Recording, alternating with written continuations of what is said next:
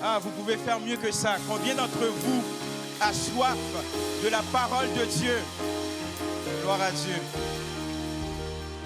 Permettez-moi de prier avant. Père des cieux, en Jésus-Christ, dispose nos cœurs à entendre ta parole.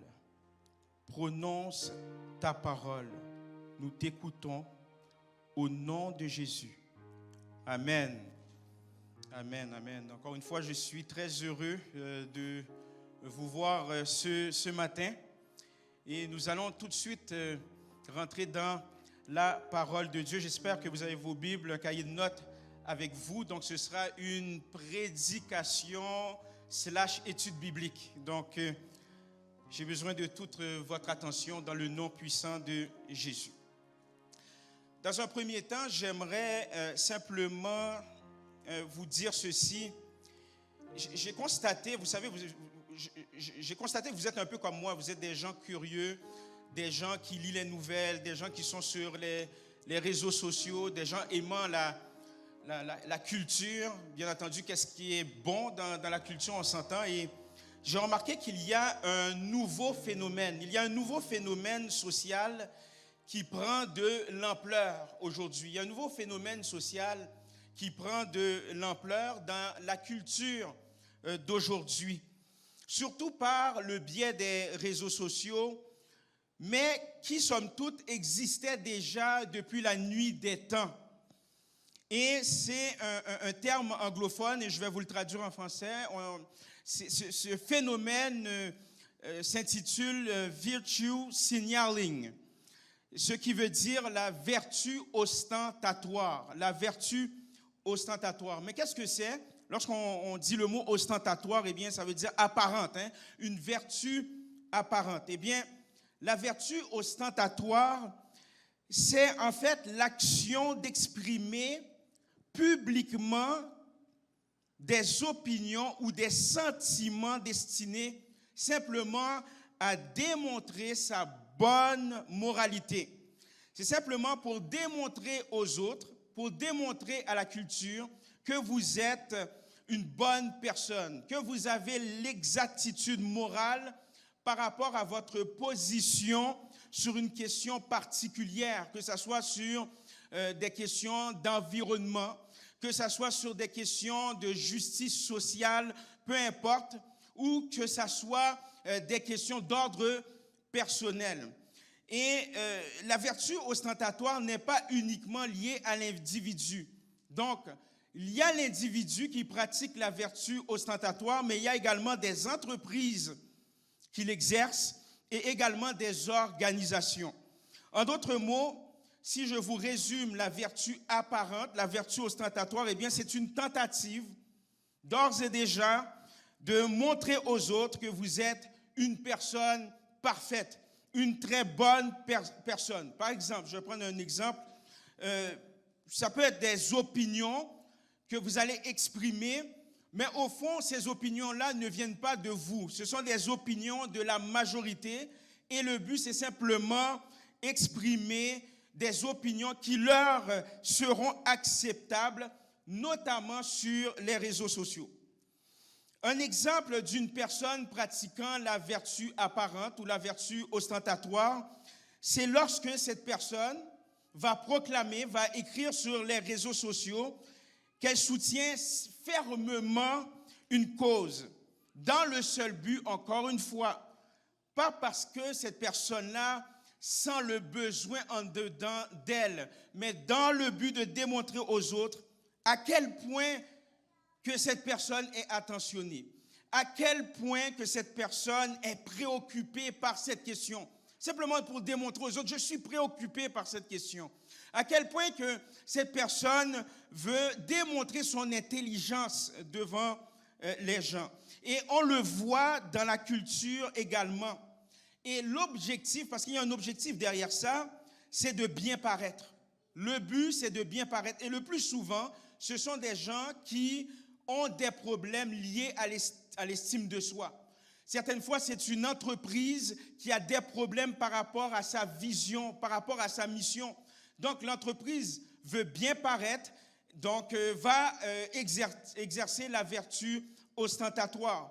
Non seulement c'est pour bien paraître, mais également pour démontrer aux autres que vous êtes une bonne personne, que vous êtes une personne parfaite. Maintenant, quand je prends le temps de réfléchir à ce phénomène, j'ai pris le temps de réfléchir à ce phénomène qui est un phénomène culturel, parce qu'on le constate à bien des égards à travers les films, à travers les débats également. Si vous regardez les débats sur les réseaux sociaux, sur des émissions, on le constate vraiment qu'il y a quelqu'un qui va s'élever, va démontrer sa vertu apparente.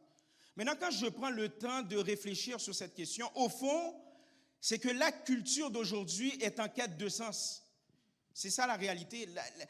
Il y a quelque chose qui manque. La culture est en quête de sens, c'est-à-dire le monde est en quête de sens. C'est-à-dire, qu'est-ce que ça veut dire en quête de sens? C'est généralement tout le monde, que vous soyez croyant ou pas, tout le monde recherche, c'est un besoin humain, tout le monde va rechercher quelque chose qui les transcende, quelque chose qui les outrepasse, quelque chose de plus puissant. Et cette chose va se transformer en valeur commune. Donc les gens vont créer leur propre valeur parce qu'ils sentent le besoin d'avoir quelque chose de plus puissant. Et s'il est parfois justifié, parce que je vous le dis, il n'y a rien de mal à exprimer ses opinions, mais s'il est parfois justifié d'exprimer ses opinions sur des questions importantes, la parole de Dieu, j'aimerais que vous sachiez ceci, la parole de Dieu nous invite à être beaucoup plus préoccupés par une vie qui célèbre Jésus-Christ. Une vie qui célèbre Jésus-Christ, c'est une vie vertueuse. La parole de Dieu est plus préoccupée par une vie qui glorifie Jésus-Christ plutôt que par la démonstration de la vertu dans le but de plaire aux autres. C'est ça l'évangile de Jésus-Christ. J'aimerais apporter une nuance.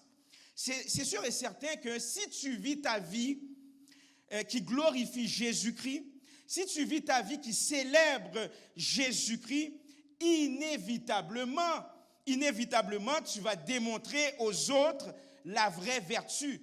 Mais ce n'est pas le but initial. Est-ce que vous comprenez? Ce n'est pas le but initial. C'est simplement, si vous mettez Christ dans votre vie, de toute évidence, les gens vont voir votre vie, vont voir, c'est pas que les gens vont voir que vous êtes une personne parfaite, mais les gens vont voir qu'il y a quelque chose de différent en vous. Donc, inévitablement, les gens vont voir la vraie vertu, c'est-à-dire une vertu qui est influencée par Christ. Et la vraie vertu, ce n'est pas une question de perfection, parce qu'il n'y a personne de parfaite sur cette terre. La seule personne parfaite a été personnifiée en la personne de Jésus-Christ, tout simplement. Donc, ce n'est pas une question, lorsque vous démontrez votre vertu qui est influencée par Jésus-Christ, ce n'est pas une question de perfection. C'est une question de faire confiance à Dieu dans vos déboires. C'est une question de faire confiance à Dieu également dans vos victoires. Et en vérité, Jésus nous demande de consacrer plus de temps, plus d'énergie à aligner nos cœurs, à aligner nos vies, à aligner nos valeurs avec la vérité de sa parole, avec la vérité de l'Évangile. Et j'aimerais attirer votre attention dans la lettre de Jacques.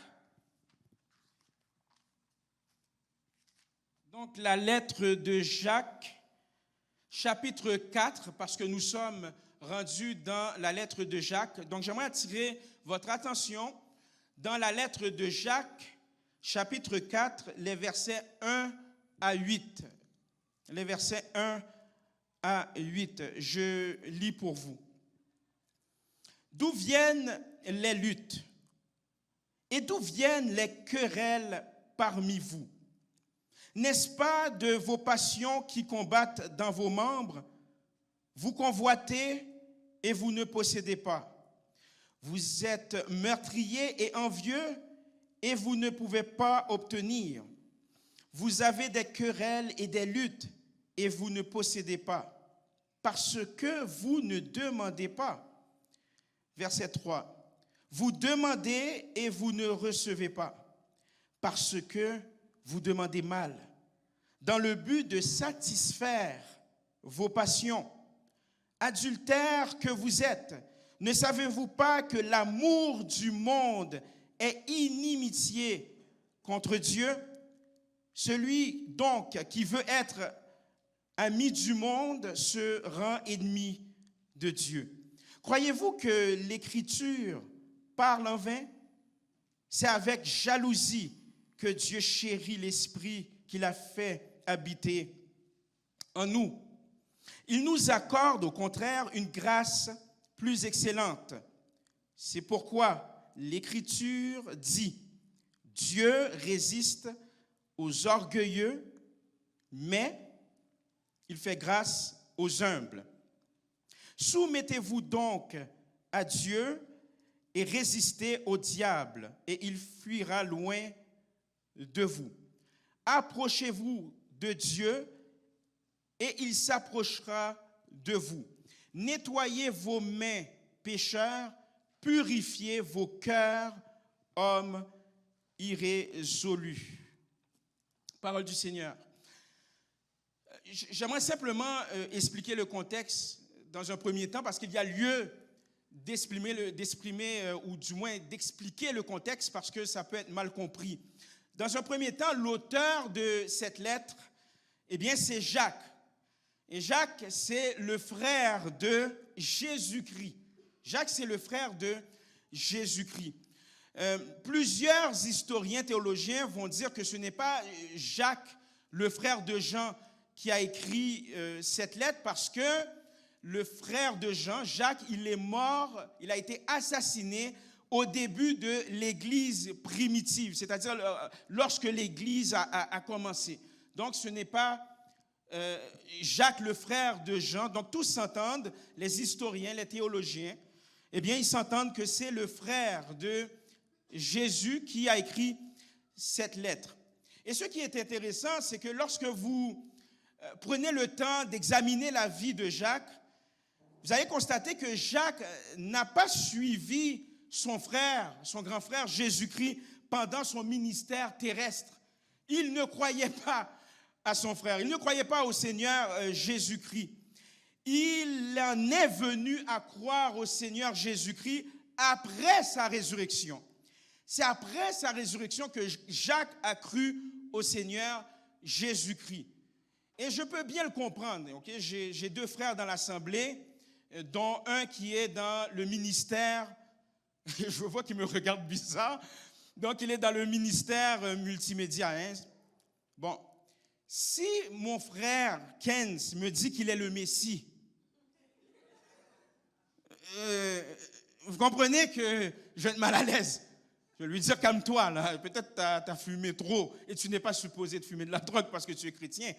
Donc, c'est sûr que je vais trouver ça bizarre. Quand bien même qu'il fait des miracles, je ne sais pas, je vais probablement lui dire que c'est un don spirituel que tu as reçu, mais je ne vais pas croire qu'il est le Messie. Ça va être très difficile parce que je l'ai vu grandir, vous comprenez? Je l'ai vu quand il avait ses couches, etc. Donc, ça va être bizarre qu'il me dise. Par contre, si mon frère qui prétend être le Messie, que j'ai vu de mes yeux, que j'ai vu qu'on a assassiné sur la croix, et je le vois quelques jours plus tard en chair et en os, vivant, eh bien, je pense que je vais croire en lui, n'est-ce pas? Okay? Donc, il faut se mettre à la place de Jacques. Jacques, eh bien, c'est ce qui est arrivé. Jacques, il a cru à son frère, il a cru qu'il était plus que son frère, il était le Messie. Maintenant, ce qui est intéressant, et c'est là qu'on voit qu'on sert un Dieu miséricordieux. Jésus-Christ n'est pas rancunier. Donc, Jésus-Christ a équipé son frère également. Et on constate dans les Saintes Écritures ainsi que dans l'histoire que Jacques, il est devenu un dirigeant notoire, un dirigeant de l'Église de Jérusalem et exerçant une influence significative. Maintenant, Jacques est connu également comme un homme qui n'a pas la langue de bois. On le voit dans les Saintes Écritures. Il n'a pas la langue de bois. C'est quelqu'un qui parle directement. Il est très direct. Et son message, si je résume, je vous invite à lire la lettre de Jacques, c'est très court. Si je résume en mes mots, en mes termes, l'épître de Jacques, épître signifiant la lettre de Jacques, Jacques va dire essentiellement, écoutez, si vous êtes chrétien, si tu dis que tu es chrétien, si tu dis que tu es né de nouveau, si tu dis que tu as reçu Christ dans ta vie, si tu dis que Christ règne dans ta vie, que Christ est le centre de ta vie, eh bien, sois un vrai chrétien. Sois un chrétien authentique. Sois un chrétien vertueux. Pas un chrétien qui simplement veut démontrer une vertu ostentatoire, une vertu apparente au monde, simplement pour montrer que je suis parfait. Non. Montre au Seigneur que tu es réellement un vrai chrétien. Que Christ règne dans ta vie, tout simplement. Donc, si je résume réellement la lettre de Jacques, essentiellement en mes mots, bien entendu, c'est ce qu'il a voulu dire. Et justement, le passage que je viens de vous lire parle de ça, littéralement. Et honnêtement, à la lumière de ce texte qui semble être un texte dur, je vous l'ai dit d'entrée de jeu que Jacques n'avait pas la langue de bois. Ça semble dur, ce texte. Mais honnêtement, à la lumière de ce texte, nous sommes tous confrontés à des conflits. Nous sommes tous confrontés à des conflits. Que ce soit des conflits de couple, que ce soit des conflits avec nos enfants, que ce soit des conflits dans le milieu du travail, que ce soit des conflits avec l'église locale, nous sommes tous confrontés aux conflits. C'est ce que Jacques décrit essentiellement. Et l'auteur Jacques, frère de Jésus-Christ, nous informe qu'il est possible de surmonter aux pressions du conflit, mais en identifiant sa source. Donc c'est gérable, en d'autres termes. C'est gérable de gérer des conflits, mais l'auteur va exposer, va dire qu'il y a des conflits, mais l'auteur va dire également qu'il est possible de surmonter des conflits, mais à partir du moment que vous discerniez la source et en poursuivant également la vraie vertu centrée sur la personne de Jésus-Christ, mais dans le but de plaire à Dieu, pas dans le but de plaire au pasteur, de plaire à l'équipe de louange, de plaire aux gens, mais dans le but de plaire à Dieu, pas à autrui. Essentiellement, Jacques explique que nos désirs entrent en conflit avec les désirs des autres. Et lorsque ça rentre en conflit avec les désirs des autres, eh bien, on n'obtient pas ce que l'on veut. Alors, surgissent des conflits inutiles et destructeurs.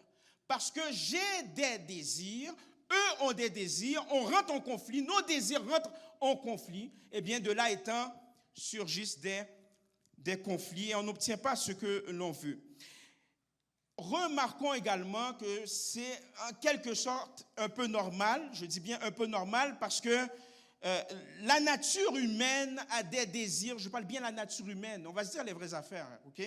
La nature humaine a des désirs contraires à Dieu. La nature humaine a des désirs contraires à la volonté de Dieu. Et si nous ne faisons pas attention à cela, eh bien, nous n'allons pas appliquer la volonté de Dieu dans notre vie. Si nos désirs sont plus grands, je parle bien des désirs humains, parce que Dieu dépose des désirs également.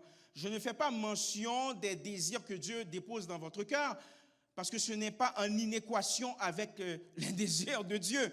Mais si nos désirs humains priment sur les désirs de Dieu, la volonté de Dieu, eh bien, inévitablement, nous n'allons pas exercer la volonté de Dieu dans notre vie. Nous allons passer à côté du plan de Dieu. C'est-à-dire qu'il y a certains désirs, oui certes, qui sont légitimes, je parle des désirs humains, mais que nous provoquions l'exécution avant le temps fixé par Dieu. Oh, je répète. Il y a certains désirs qui sont légitimes, des désirs humains qui sont légitimes, mais que nous provoquions l'exécution avant le temps fixé par Dieu. C'est-à-dire qu'on fixe nous-mêmes le temps. C'est-à-dire qu'on fixe nous-mêmes les conditions. Je vous dis sincèrement, à l'avenir, le résultat sera fatal et cela deviendra une source de conflit parce qu'à la base, ce n'était pas la volonté de Dieu. Ou c'était tout simplement pas le temps de Dieu. Certaines fois, c'est la volonté de Dieu, mais ce n'était pas encore le temps de Dieu. Et d'autres fois, ce n'était tout simplement pas la volonté de Dieu. Je vais prendre un exemple flagrant. Vous n'êtes pas sans savoir qu'aujourd'hui, je ne sais pas, on dirait qu'à chaque 10 ans, il y a des modes. Il y a des modes à chaque 10 ans. Là, je suis assez vieux, j'ai de la peine de dire vieux. Je suis un jeune vieux, ok, 43 ans, jeune vieux. Donc, je suis assez jeune vieux pour le constater. Il y a une dizaine d'années, là, qu'est-ce qui était à la mode? Qui était être coach. Tout le monde était coach de vie. Tout le monde voulait devenir coach. Tous les gens de notre génération disaient « Ah yes !» C'est vrai, tout le monde voulait devenir coach. Les gens s'improvisaient pour devenir coach. Ah oui, tout le monde voulait devenir coach. Il y avait une autre mode il y a 20 ans, je ne vais pas dire gloire à Dieu, je fais attention là. Il y avait une mode il y a 20 ans, tout d'un coup il y avait une vague de tout le monde voulait devenir prophète. Okay? Tout le monde voulait devenir prophète. Oh, je prophétise qu'il fera beau demain. Écoute, tu as écouté la météo, arrête ça là. Tu as écouté la météo. J'ai vu ça à l'église, sincèrement, j'ai vu ça, j'étais dans une église, le prophète a dit, écoutez, le Seigneur me dit qu'il va neiger demain. Les gens étaient, alléluia, amen. Moi, j'ai vu ça dans la météo. Donc, il y a des modes. Maintenant, la mode aujourd'hui, tout le monde veut devenir entrepreneur. J'entends, Okay? Tout le monde veut devenir entrepreneur. Maintenant, voici qu'est-ce que j'essaie de dire par rapport à ça, par rapport à la vertu ostentatoire et lorsqu'on veut faire selon nos désirs. Vous savez, je prends l'exemple d'une personne qui veut partir en affaires sous prétexte que c'est à la mode. Sous prétexte parce qu'il voit quelqu'un, cette personne elle voit quelqu'un réussir en affaires, et bien moi aussi, je veux partir en affaires. Mais finit par faire faillite. Pourquoi? Parce que ce n'était pas son appel, tout simplement.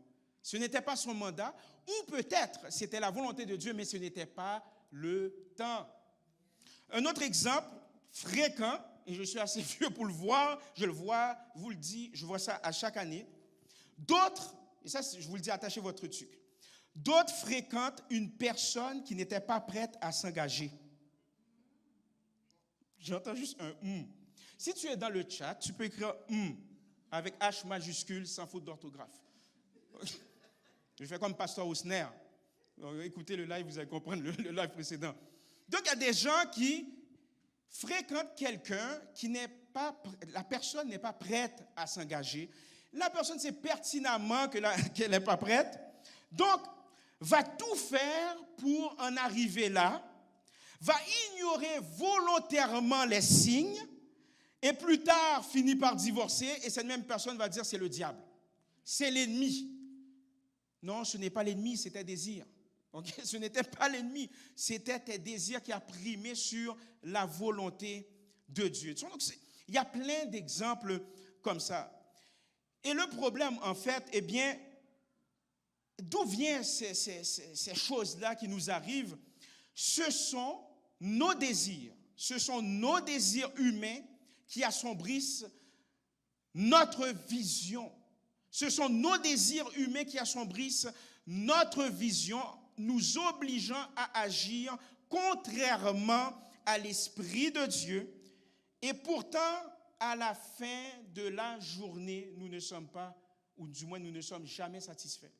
Je répète, ce sont nos désirs humains qui assombrissent notre vision, nous obligeant à agir contrairement à l'Esprit de Dieu, le Saint-Esprit, et pourtant à la fin de la journée, nous ne sommes jamais satisfaits. De ce fait, la plupart de nos désirs sont les désirs que la nature humaine prend le dessus et ensuite de cela, la culture dominante encourage. Est-ce que vous comprenez ce que j'essaie de dire? Donc, les désirs humains vont être littéralement encouragés par la culture dominante, ce qu'on appelle le système du monde. Donc, c'est un système. Donc, le système d'aujourd'hui, le système du monde, c'est ce que Jacques parle, va encourager les désirs humains. Et c'est facile, je m'inclus là-dedans, c'est facile de se laisser guider par nos désirs humains, nos désirs contraires à la volonté de Dieu. Écoutez, on va se dire les quatre vérités. Personne, je connais personne qui se force à pécher. Okay? Je ne connais pas ça. Je connais aucun être humain qui va se forcer à pécher. Pourquoi? Parce que c'est accepté par la culture dominante. Fais ce que tu veux, tout simplement. Tu es toi-même ton Dieu. Il n'y a point de Dieu, oublie ça. Il y a plusieurs dieux, il y a une énergie, c'est l'univers, etc. Donc c'est encouragé par la culture dominante. Mais cette culture dominante-là a été instrumentalisée ou du moins influencée par les désirs humains. Parce que le désir humain, bien qu'on est en quête de sens, on cherche quelque chose qui nous transcende, mais l'humain en tant que tel veut faire ce qu'il veut. L'humain veut être autonome, tout simplement. Donc, on le constate encore dans la culture d'aujourd'hui. L'important, c'est l'amour. Tu n'as pas besoin de t'engager. Et pourtant, l'engagement démontre que j'aime vraiment la personne, que j'aime réellement la personne. C'est ça l'amour. Il y a une forme d'engagement. Mais la culture dominante, le système du monde nous dit non, tu n'as pas besoin de t'engager parce que l'important, c'est de l'amour. Mais justement, l'amour, c'est l'engagement. Vous comprenez ce que j'essaie de dire? Donc, de se laisser manipuler par les valeurs de la culture dominante, de se laisser manipuler par la culture du monde n'est pas courageux. Ce n'est pas courageux parce que je ne me force pas à pécher. Tout le monde le fait. Donc, ce n'est pas courageux. Ce n'est pas faire preuve de force et de courage. Et justement, le titre de mon message, force et courage. Force et courage. Donc, ce n'est pas démontrer une force et de courage, de se laisser enliser, de se laisser entraîner, enfoncer par la culture dominante. Ce n'est pas faire preuve de force et courage parce que tout le monde le fait. C'est trop facile, tout simplement. Toutefois, je connais quelqu'un qui a réussi. C'est Jésus. Jésus, lorsqu'il est venu sur terre, Jésus-Christ a fait preuve de force et de courage. Je répète, Jésus-Christ a fait preuve de force et de courage pour prendre quoi? La punition à notre place.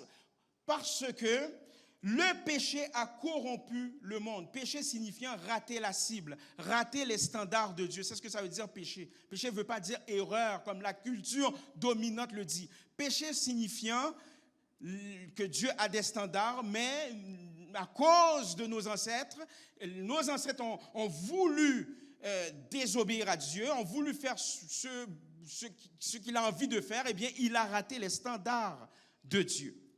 Donc, parce que nos ancêtres ont raté les standards de Dieu, parce que le péché a corrompu le monde par le biais de nos ancêtres, eh bien, nous étions supposés de mourir.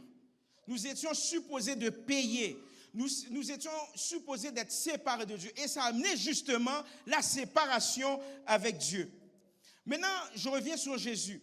Pendant que les dirigeants de son époque, les dirigeants puissants de son époque, faisaient mourir tous ceux et celles qui étaient contre leur volonté, Jésus-Christ, qui était un excellent leader, ce qu'il a fait, il s'est démarqué. Au lieu de faire comme les dirigeants de son époque, assassiner les gens qui étaient contre eux, justement le roi Hérode, on parle lorsque Marie était enceinte, le roi Hérode a assassiné tous les enfants mâles. Mais quand vous prenez le temps de faire des recherches sur l'histoire, lorsqu'on lit ça, on dit, mais c'est atroce, comment se fait-il, le roi Hérode a pu faire ça? C'était comme ça que les dirigeants exerçaient leur pouvoir. Mais lorsque vous faites vos recherches, c'est parce que Hérode a assassiné ses propres enfants. Lorsqu'il avait des conflits avec ses propres enfants, il les assassinait. Il a assassiné ses propres enfants. Donc ce n'était pas un défi d'assassiner d'autres enfants. Donc c'était monnaie courante à l'époque, et on le voit encore aujourd'hui, des dirigeants qui assassinent des gens parce que ces gens-là sont contre leur volonté. Mais Jésus-Christ, lui, s'est démarqué en tant que dirigeant.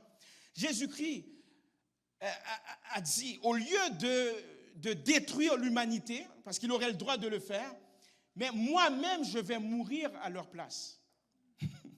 Moi-même, je vais prendre la punition. Ainsi donc, à la lumière de ce que je viens de vous dire, on constate que Jésus-Christ a fait preuve de force et de courage. Ne pas se laisser corrompre par la mentalité de la culture dominante qui est en opposition avec Dieu, eh bien, c'est faire preuve de force et de courage.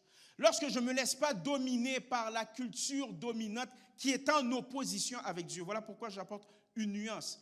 Parce qu'il y a des choses qu'on retrouve dans la culture qui sont influencées par la culture christocentrique, la culture de Jésus-Christ, notamment la justice sociale.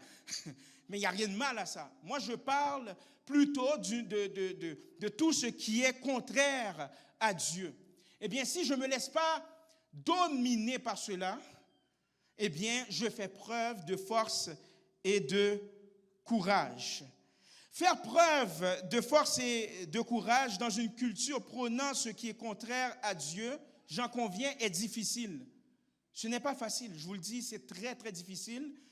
Surtout, bon, peut-être je parle de ma perspective à moi, mais je trouve aujourd'hui, en 2022, c'est encore plus difficile parce qu'il y a une pression.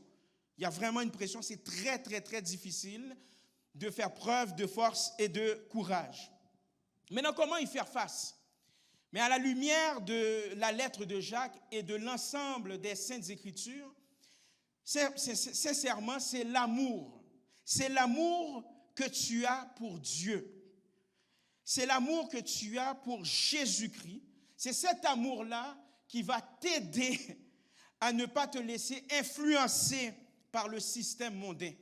Tout simplement. Tu ne peux pas le faire par tes propres forces. Je l'ai déjà essayé, ça ne marche pas. Je connais plusieurs personnes qui l'ont essayé jadis. Ça ne marche pas.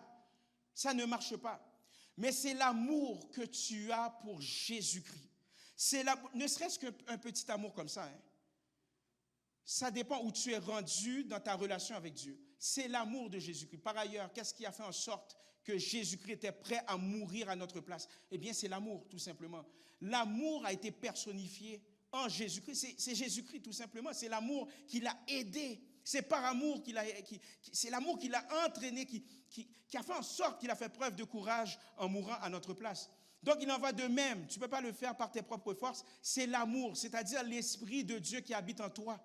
C'est l'Esprit de Dieu qui habite en toi. C'est cet amour-là qui va t'aider à résister à l'influence mondaine.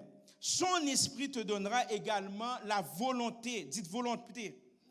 C'est ça, c'est son esprit qui va te donner la volonté pour y faire face. Son esprit, l'Esprit de Dieu va t'accorder, je te le dis sincèrement, va t'accorder la force et le courage.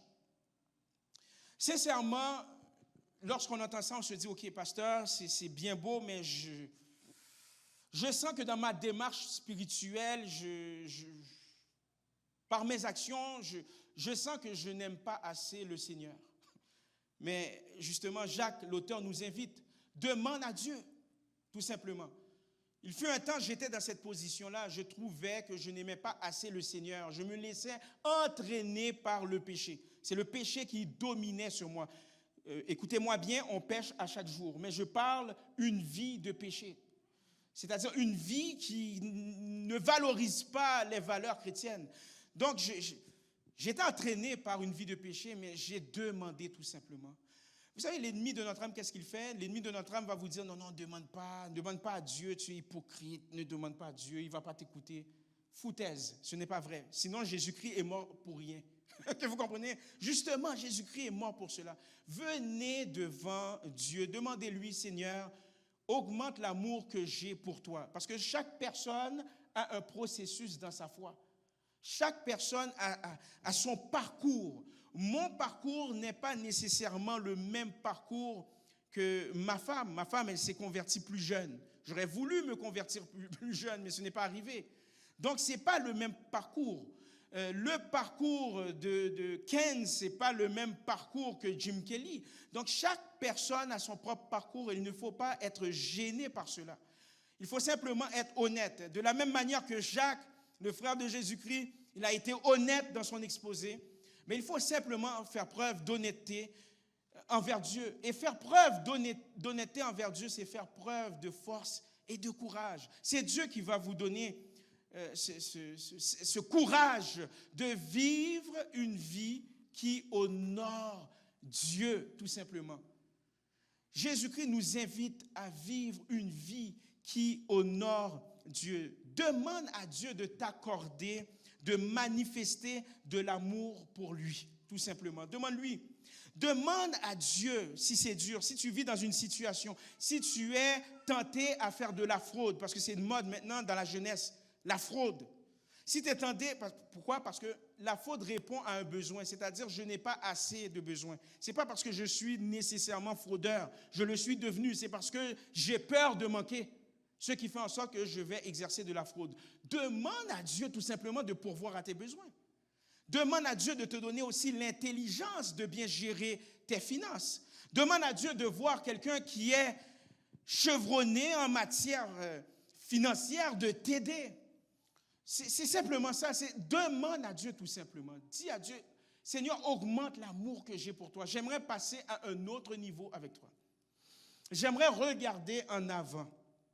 Je ne veux pas provoquer certaines choses dans le but que la chose arrive. Je vous le dis, vous allez vous casser la figure, tout simplement.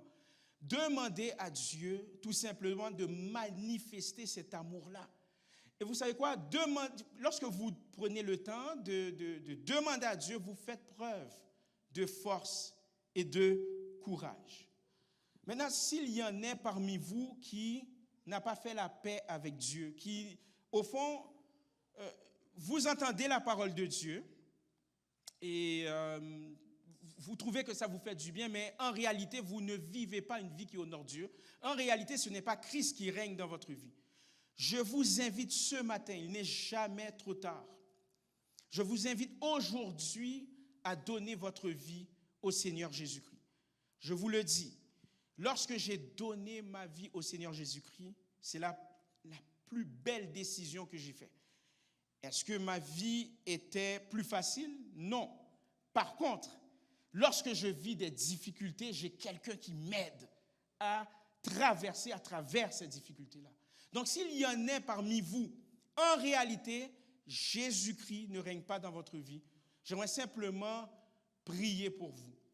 Et je vais même prier aussi pour ceux et celles qui ont reculé dans leur foi. C'est-à-dire, en fait, vous croyez au Seigneur Jésus-Christ, mais vous vous laissez enliser par la culture dominante dans le but de bien paraître. Mais en vérité, vous êtes esclave de ces gens-là.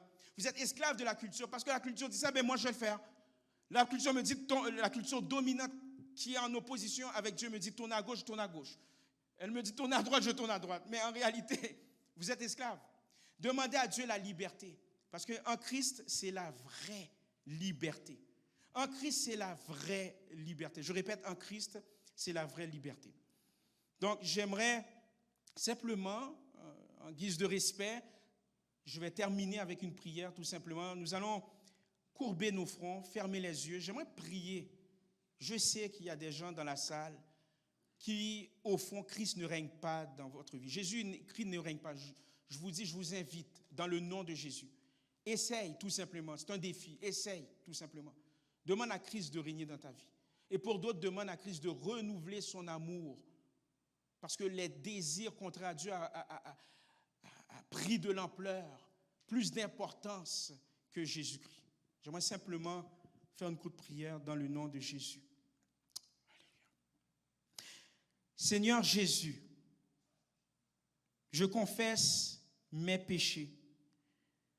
Je te demande pardon.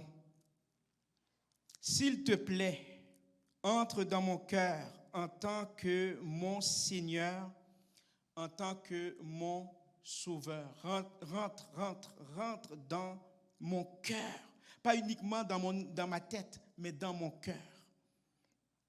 J'accepte ta mort comme la punition de mon péché.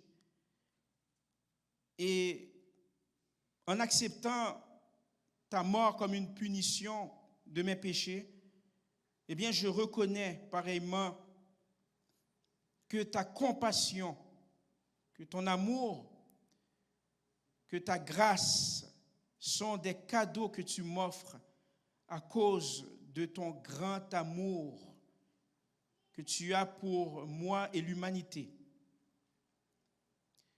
Et non basé sur ce que j'ai fait. Tu ne regardes pas ça, mais tu regardes à l'amour.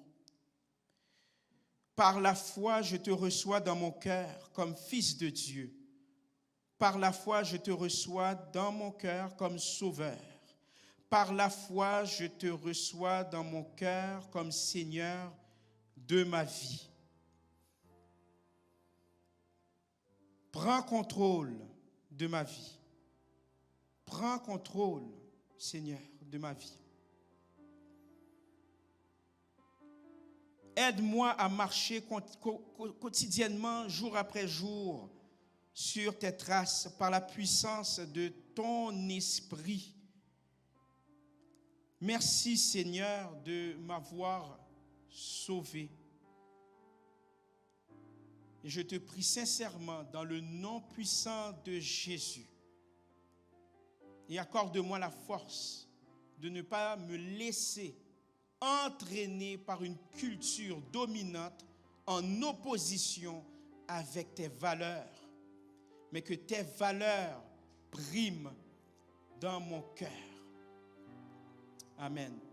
J'aimerais faire une courte prière pour les gens qui veulent simplement renouveler leur amour pour Dieu. Tu sais que tu t'es refroidi depuis quelque temps.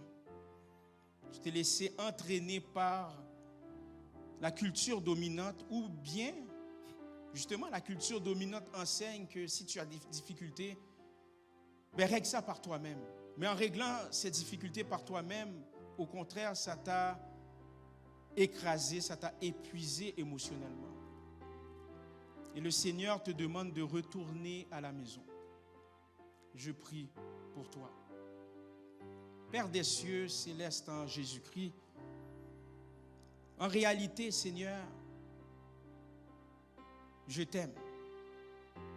Mais je me suis laissé emporter, Seigneur Dieu, par l'amour du monde ou bien par l'amour de mes difficultés. Je prie, Seigneur Dieu, que tu renouvelles mon cœur et en fait, je ne t'ai pas fait confiance. Je prie que ta confiance revienne dans mon esprit. Je prie que ta confiance revienne dans mon cœur. Et que l'amour que j'ai pour toi puisse augmenter. Dans le nom de Jésus. Et apprends-moi à te faire confiance. La passion que j'avais eue jadis s'est perdue. Augmente la passion que j'ai pour toi. La passion de te servir. La passion de simplement te parler. Je te demande pardon, Seigneur. Je prie que tu déposes cet amour dans mon cœur et je sais que tu vas le faire. Et désormais, je veux me laisser guider par toi. Je te prie dans le nom puissant de Jésus. Amen et amen. Peut-on acclamer le Seigneur?